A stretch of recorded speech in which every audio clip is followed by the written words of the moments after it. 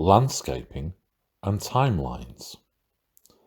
This is video 11 of my StarForts series, and I'm going to start with a little summary of my previous videos.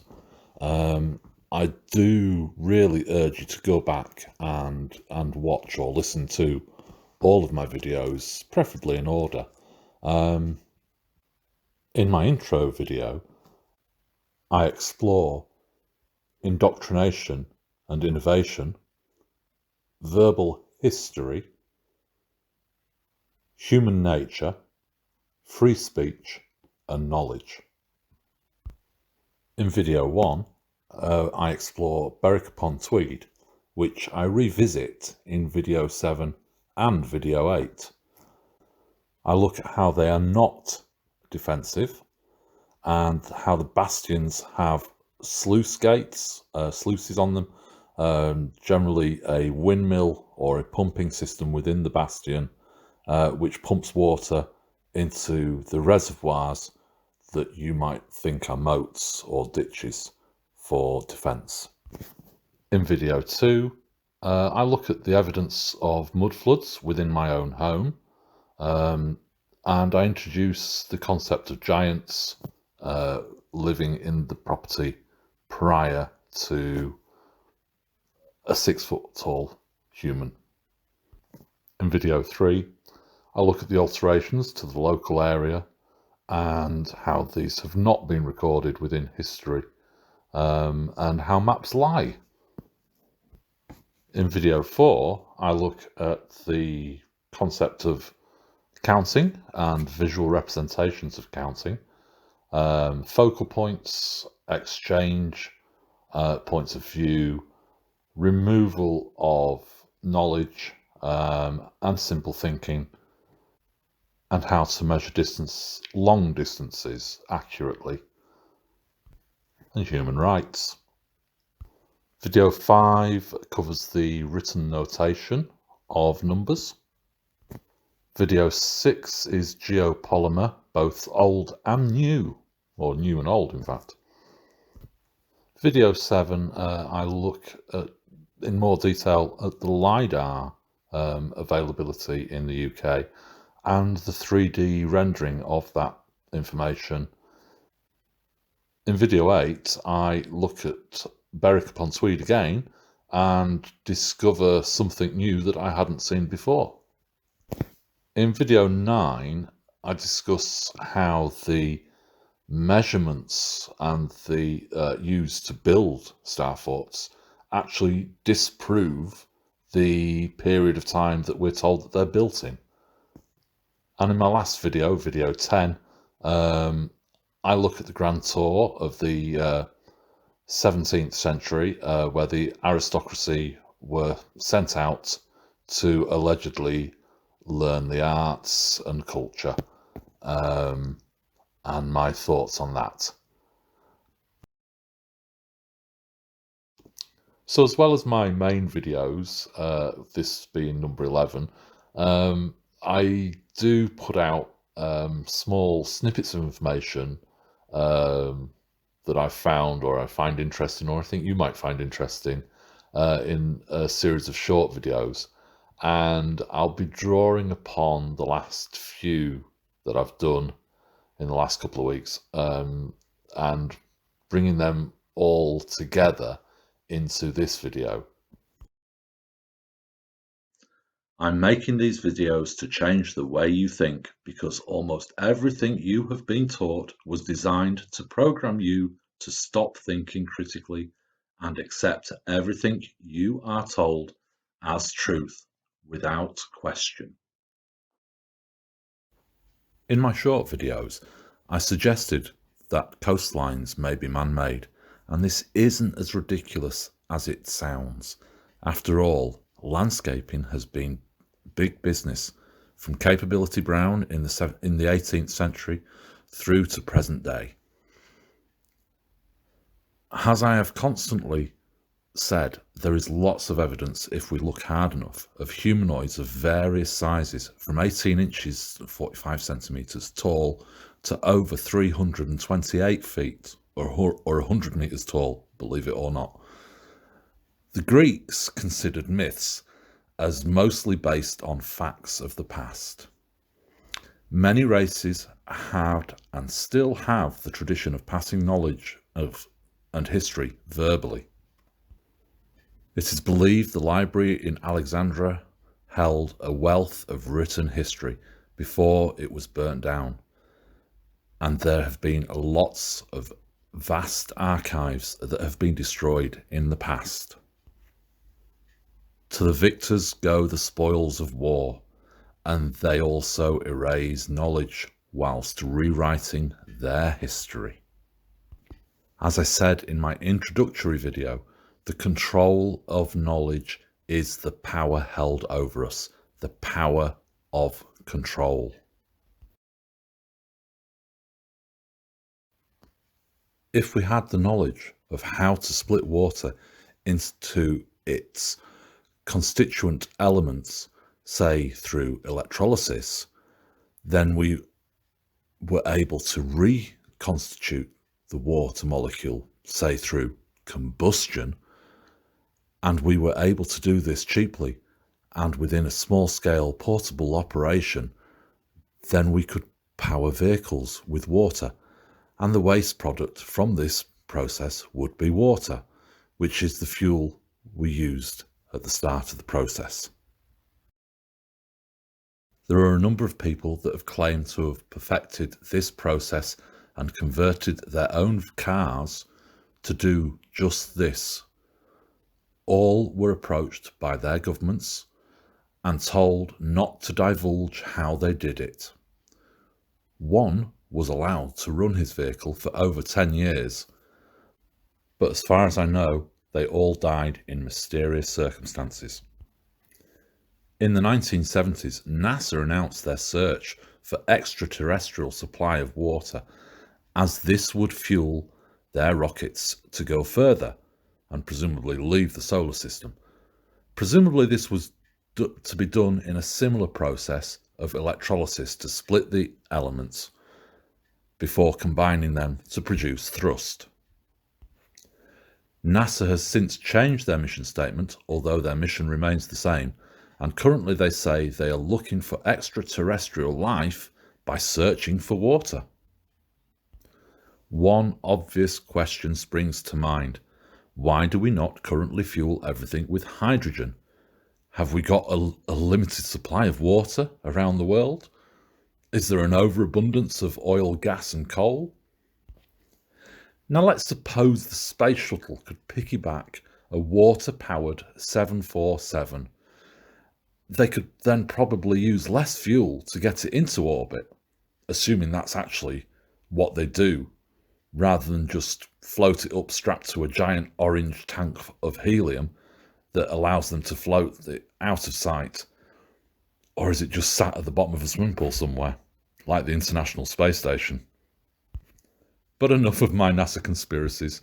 I have a whole playlist on my channel here showing many conspiracies around NASA.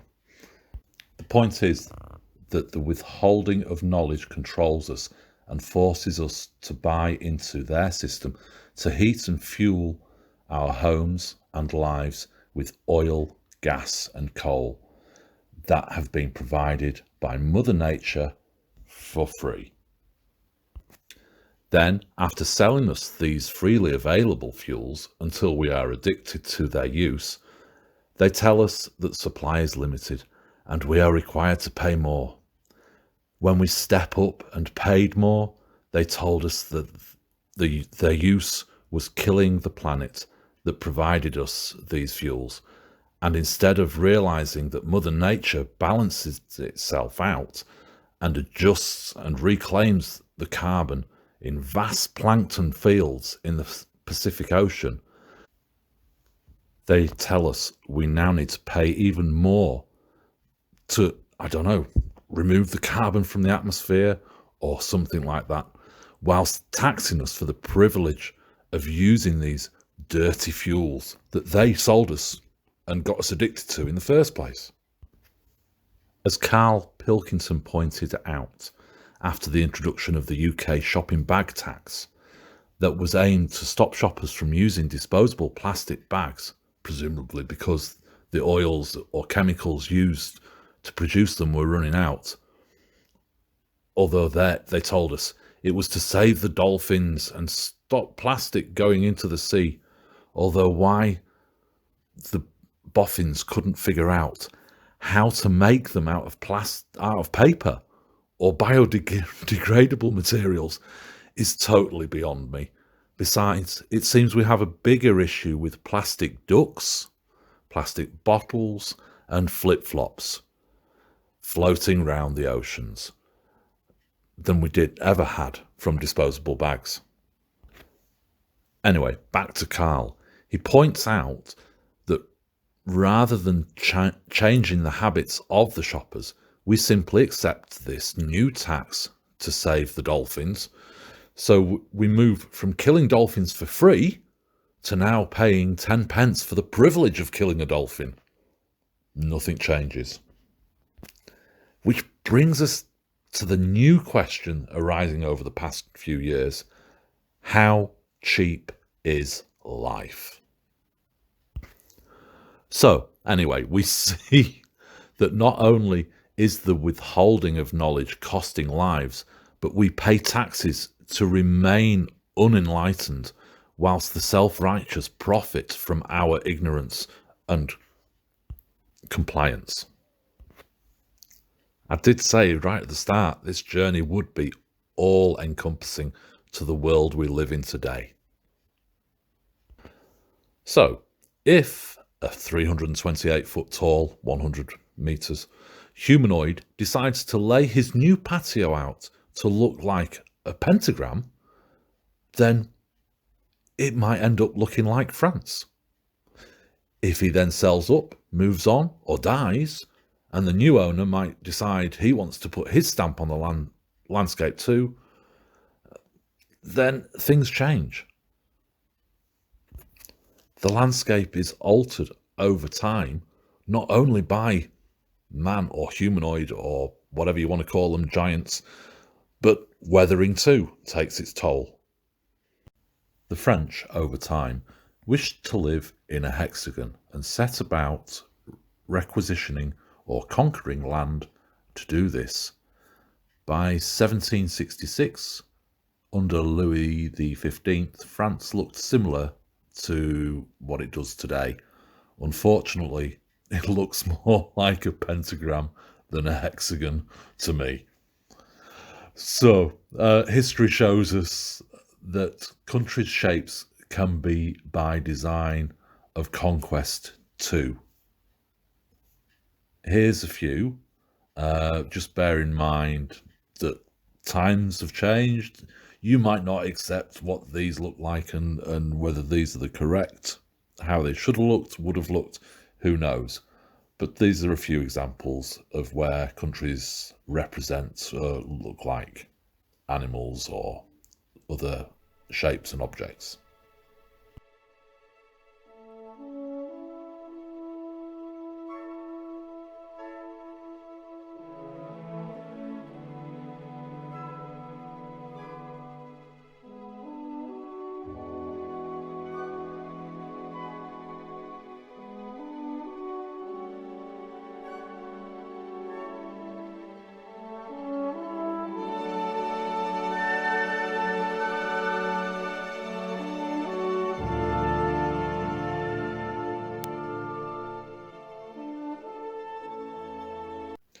So, while looking at landscapes and coastlines, I noticed that the coastline of France from the north to the west points was approximately 600 kilometres.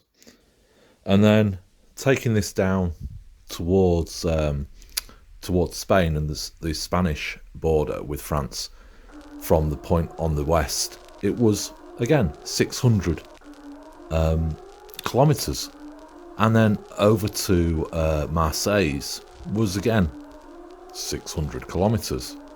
So I then found the point so taking a point from the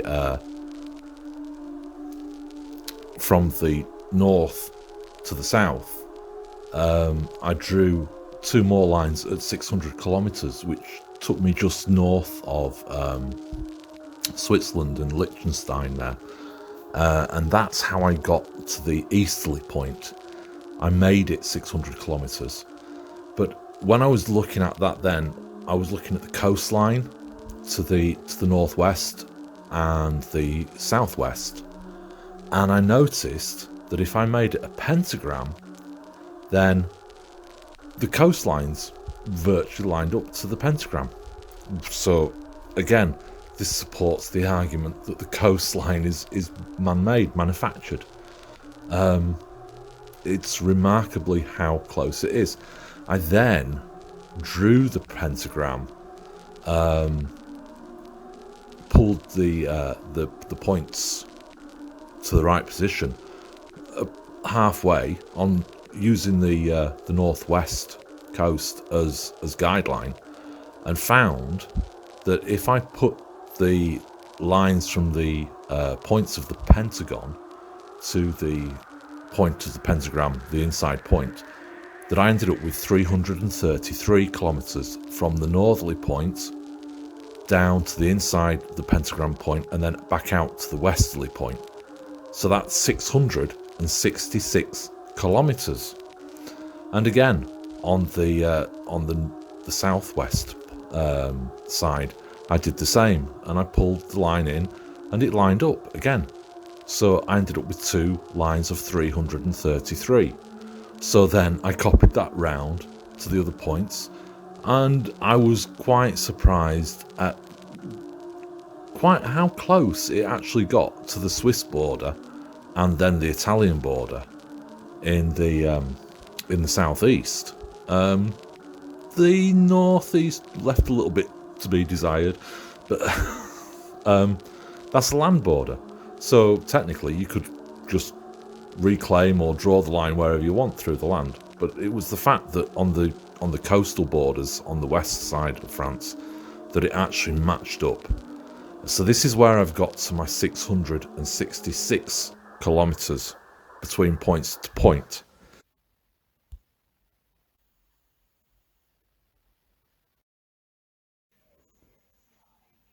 Now, the idea of large-scale landscaping on a grand countrywide or even continental scale might seem totally outrageous or ludicrous.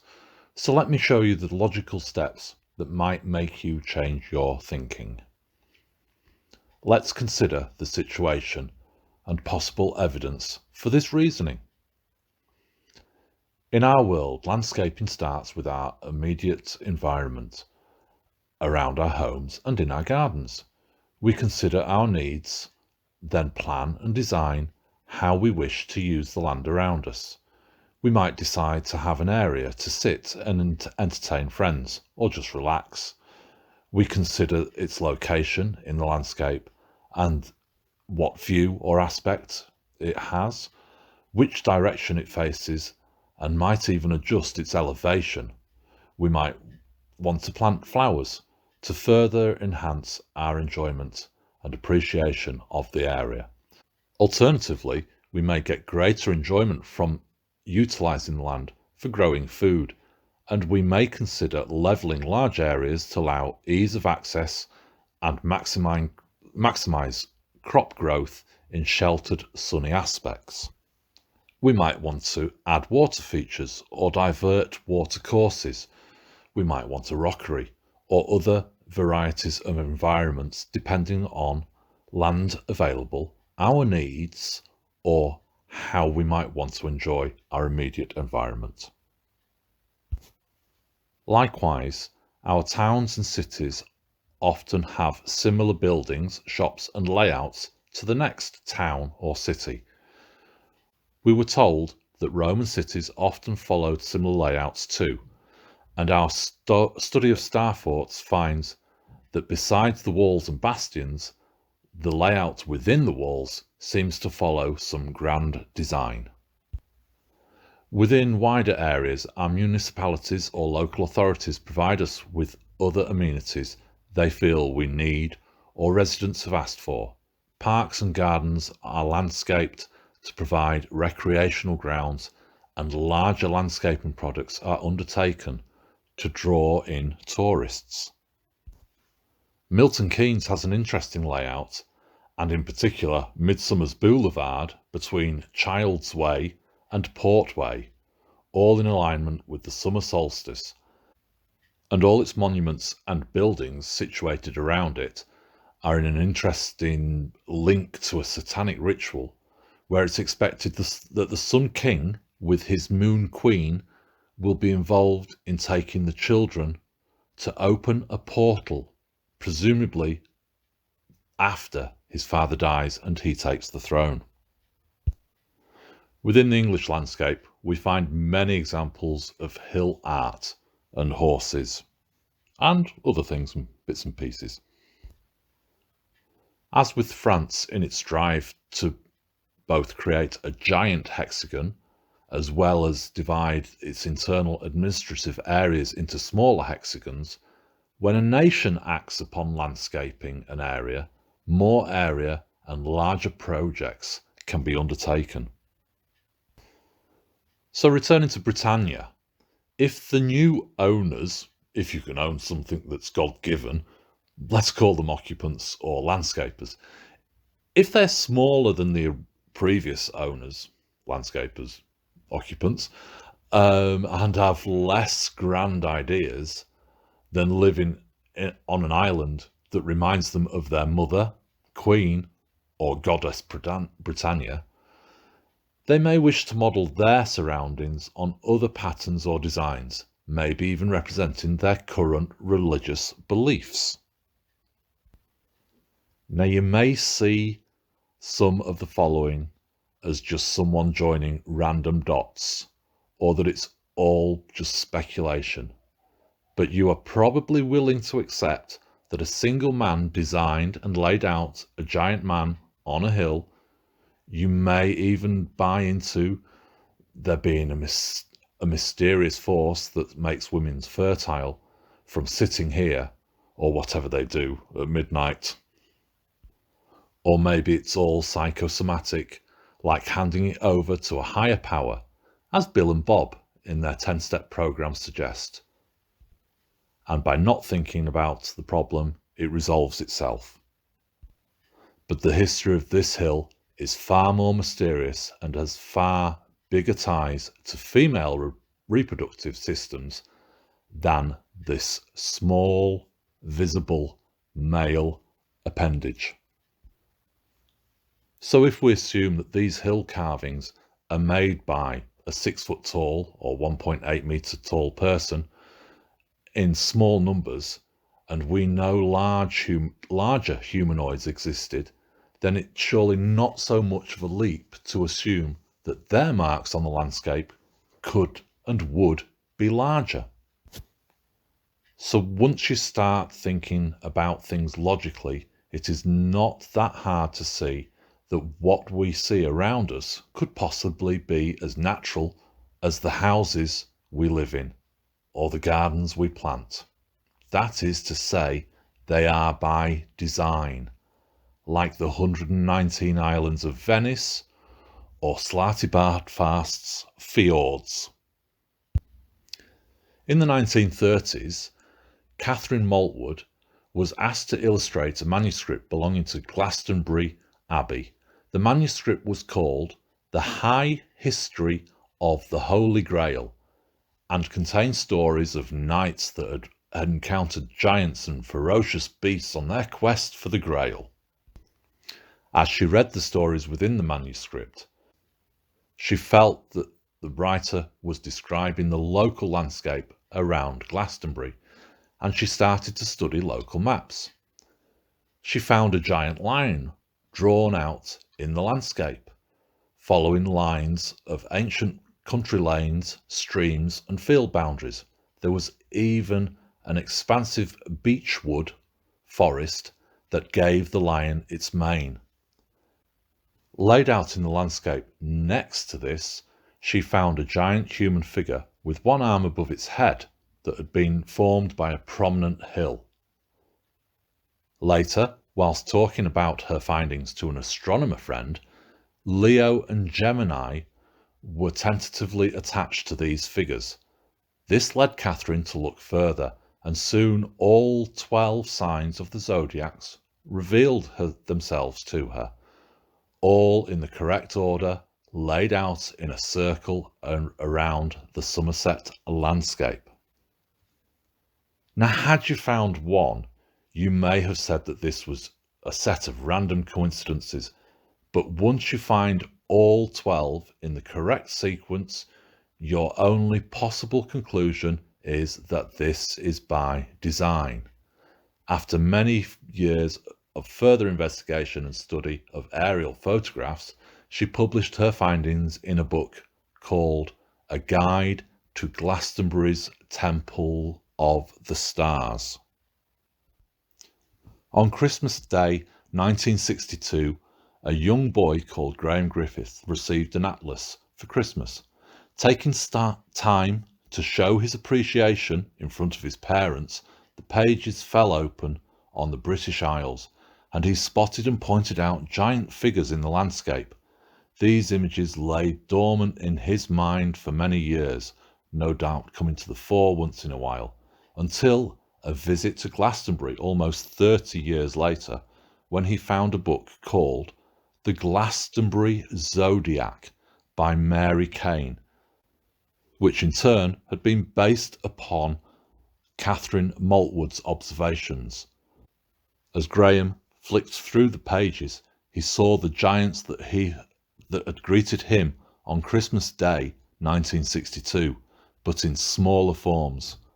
Over the next 10 years, Graham set about looking for the rest of the zodiac in and around the British countryside, and later published his findings in a book called Behold Jerusalem. Glastonbury is not unique in having a giant zodiac in the landscape, and in 1972, presumably after seeing Mary Kane's book, the Pendragon Society found their own zodiac in the hills around Preseli in Wales. These figures, as might be expected, had a remarkable resemblance to the Glastonbury zodiac. That is to say, once again, that this is no accident, and once again it is by design. However, the ginormous ones, as identified by Graham, are over 100 times larger than those found in either Glastonbury or Preseli. This is Graham's Virgo, as found in North Wales, and dwarfs Glastonbury and Preseli's. These are the outlines of those all together. So, if a man can shape a hill and channel water, plant woods, build roads, then it is not so much of a stretch to say that he could even design the coastline. Over the past few weeks, whilst looking at historical maps, I was amazed to find how accurate they could be if required.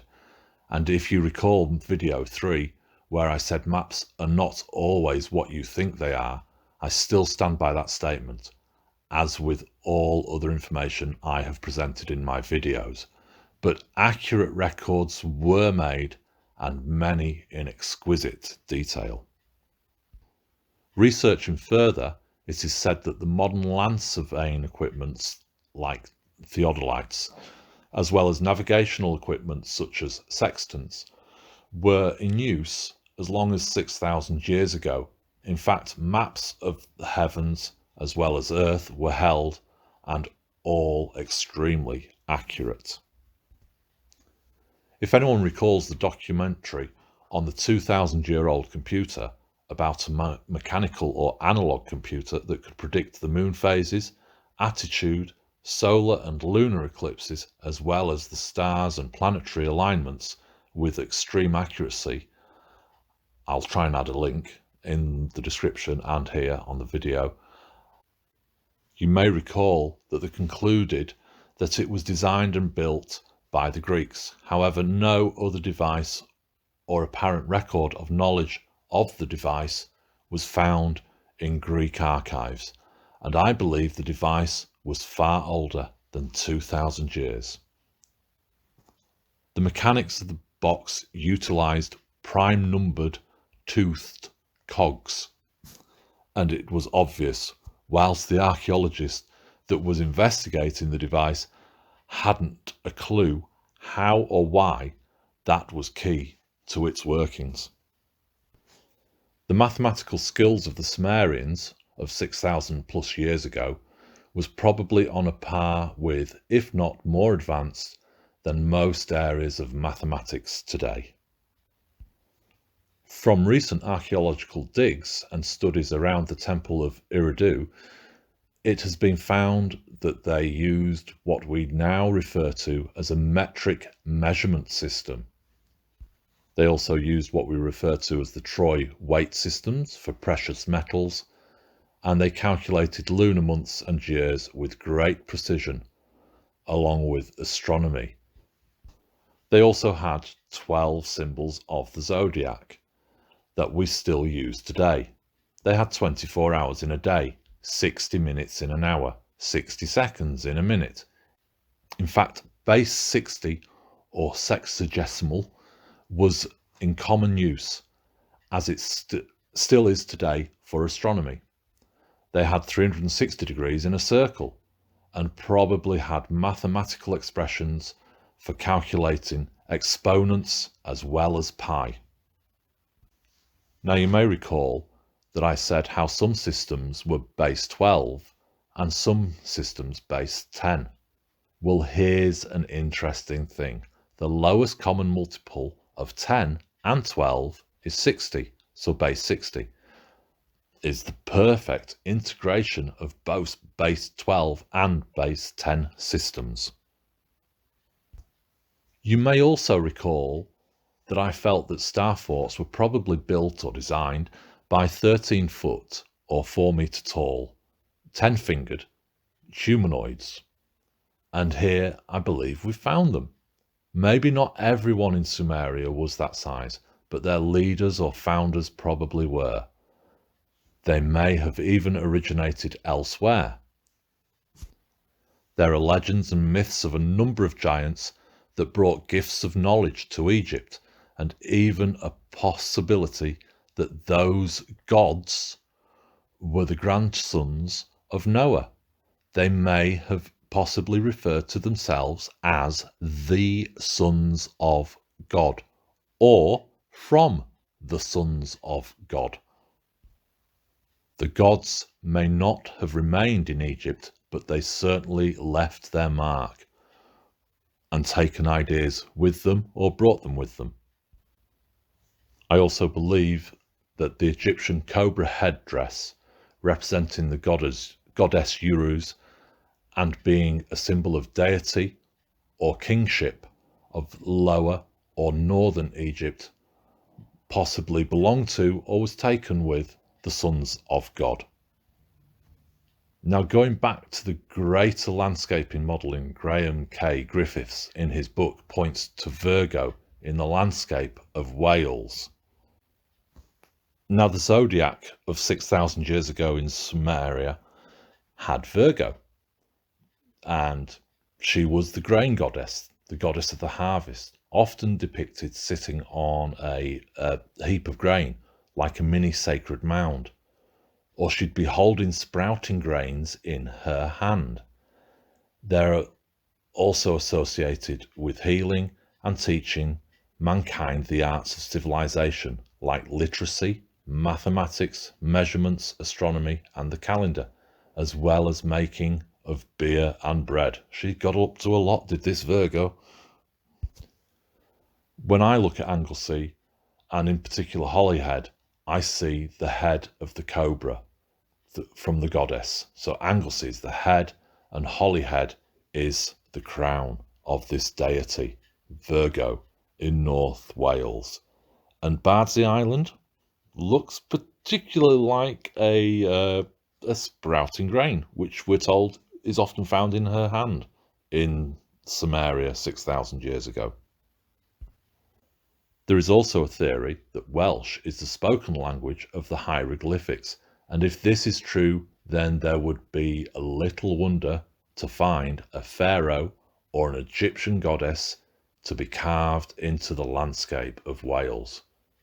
Now this leads us into an interesting biblical reference, which has ties to Egyptian, and many might even say the USA too. The reference being that the king of the north defeats the king of the south.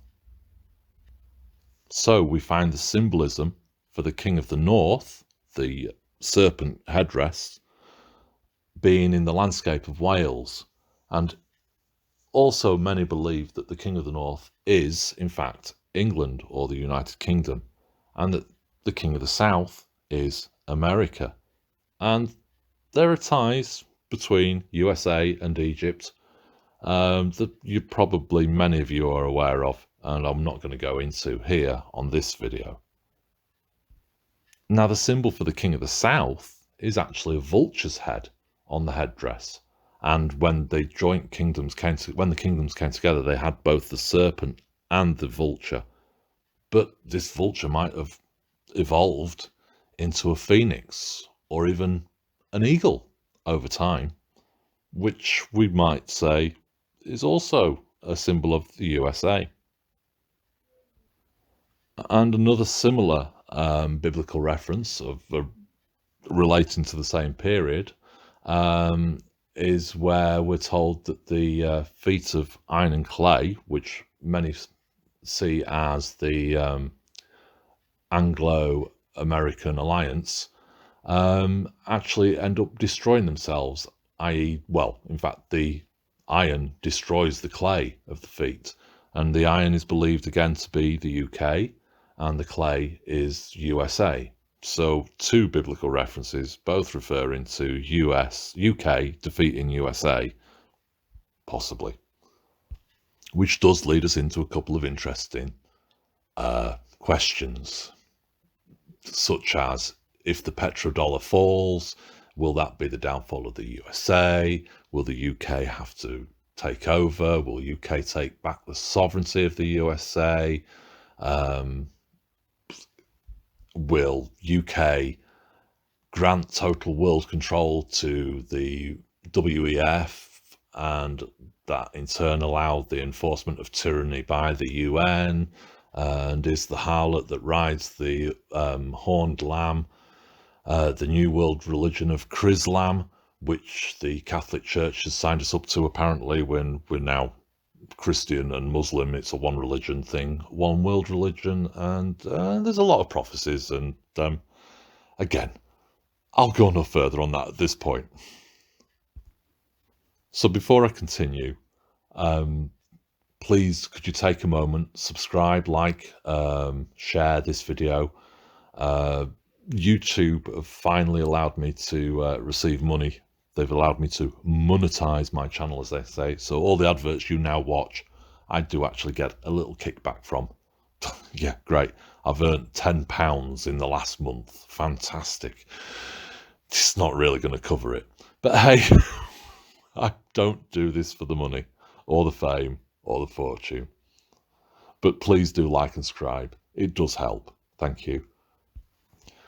And just to give you a bit of incentive, I do plan to go out on road trips in 2023, and the Star Cruiser is now on order and should hopefully be delivered in 5 to 6 weeks, so we can go out on road trips, and we'll put some boots on the ground and actually go and kick some stones or whatever, and go and have a look at some StarForts where I think they are.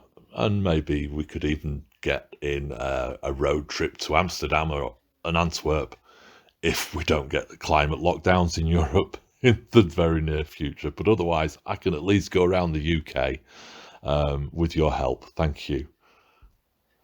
And also with recent news events where the announcement of Oxford is now going to become a 15-minute city, allowing you no more than 100 movements of greater than 15 minutes per year, within the city in your own vehicle, I do suggest that you do find local support groups. I found mine at a stand in the park. I'll be standing. Christmas Day this year is a Sunday, and New Year's Day next year is a Sunday, and I will be there both mornings at 10 a.m. You might be able to find your local stand at a standinthepark.org. And if you can't, maybe you could set one up yourselves. But none of us can make this as individuals. We do need support. We need help in the next few years.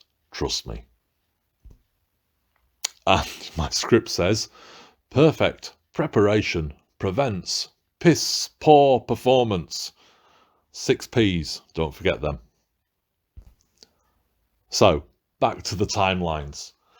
It's believed the Sumerians, or son of gods, arrived in Egypt between 10,000 and 6,000 years ago. At this stage, I don't think we can accurately date anything anymore. I just don't believe his story. It's not ringing true. But anyway, looking at England and the continents of the world, I believe they have been approximately in their current positions and sizes for between 20,000 and 10,000 years, and accurate maps would have been existed from around those times. The localized landscapes such as Virgo in Wales or the hills around Glastonbury are likely to have taken place after Noah's biblical flood, and the timing on that is up in the air too. So the long of the short of StarForts, in my opinion, they were built 6,000 to 2,000 years ago, possibly a little bit later, maybe 1,000 years ago. I do believe, in fact, I don't believe that they were designed by Leonardo da Vinci, simply accurately recorded and attributed to him. But the diversity and volume of items allegedly invented and recorded by him seems excessive. From diamonds to diving suits, heavy haulage to hand gliders and helicopters, whilst making potions, poisons and paintings with the finest ground pigment. Some say that you can't even see the brushstrokes in his paintings. I struggle to see how a single person could have done all of this. I'm not disputing that he didn't have the knowledge and understanding of all of it. I simply don't see how one man could do it all. I could be wrong. Hey, he might have been superhuman. But it would not surprise me to find out he was just a technical draftsman that recorded other people's work, be that from his own time or from found antiquity. Recently, there has been questions over the handwriting on some of the technical drawings, and some of it does not match. But then, calligraphy is an art that can be taught. So maybe all of the handwriting, none of the handwriting is his. So just to confirm, in summary, I believe the landscapes of the majority of our world took place over 10,000 years ago, and StarForts were built between 6,000 and 1,000 years ago. Thank you for watching. Thank you for your input, your comments, and I look forward to hitting the road in the Star Cruiser from February 2023. I hope you have a Merry Christmas and a prosperous New Year. And there you go. Please like, subscribe, and share my videos. Thanks.